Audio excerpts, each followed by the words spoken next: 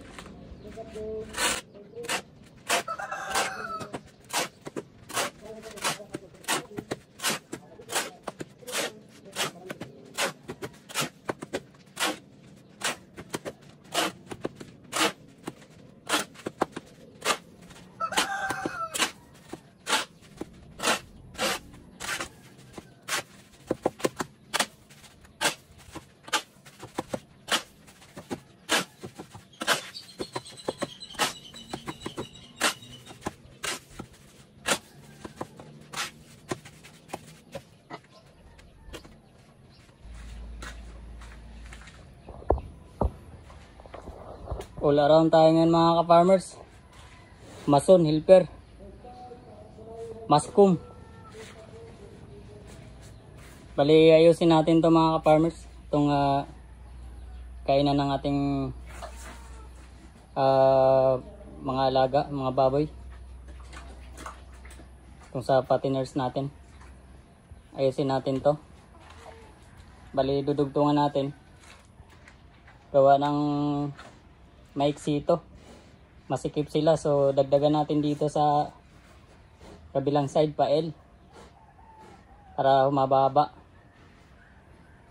So lagyan lang natin ng drainage dyan dito para mas mabilis maglinis. Yan yung drainage natin. So solo tayo ngayon mga ka-farmers. Mason, helper, engineer, gingineer.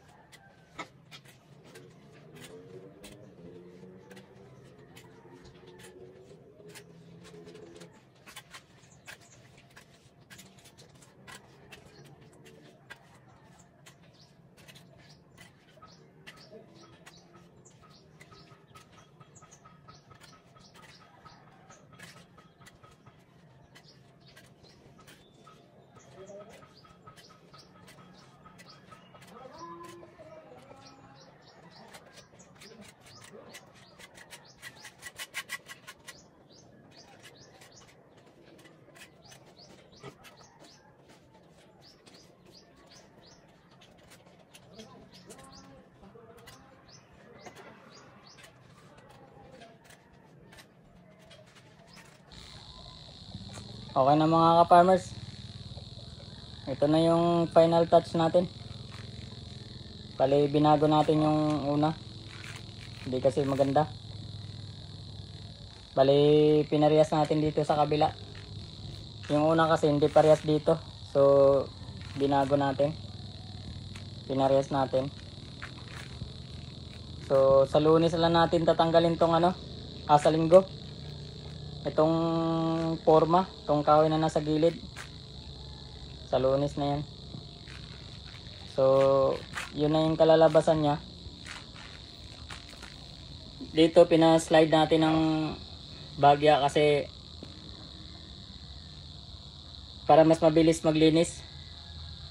Pag drainage natin, diretsong ganun. So yung tubig diretso. Hindi na kasi natin nilagyan ng drainage mga ka-farmers. Gawa ng maiksi yung PVC pipe natin kanina. Eh mahaba kasi itong ito. So mahaba, hindi abot yung PVC pipe natin. Kaya hindi ko na nilagyan ng drainage. Although mabilis namang linisin to mga ka-farmers, pag drainage natin diretso lang. Yung tubig diretsong lalabas lang din. Ayan. So itong bagong ginawa natin mga ka-farmers, mas maliit ng konti ito kaysa dito sa luma. Sa una. Ayan, medyo mas malapad ito. Dito medyo may kakitiran lang ng konti. Pero goods na rin yan mga ka-farmers kasi ito rin kainan natin ng unang ginawa. Malaki din talaga to kaya pag nagpapakain tayo, yung paa nila pinapasok doon sa kainan, naapakan yung kainan nila. So tingin ko mas okay tong ganitong maliit lang. Eh kung hindi lang sayang kasi to kung babaguhin natin, kaya lang sayang tong sayang tong nandito na to eh. So hayaan na lang natin yan mga ka-farmers.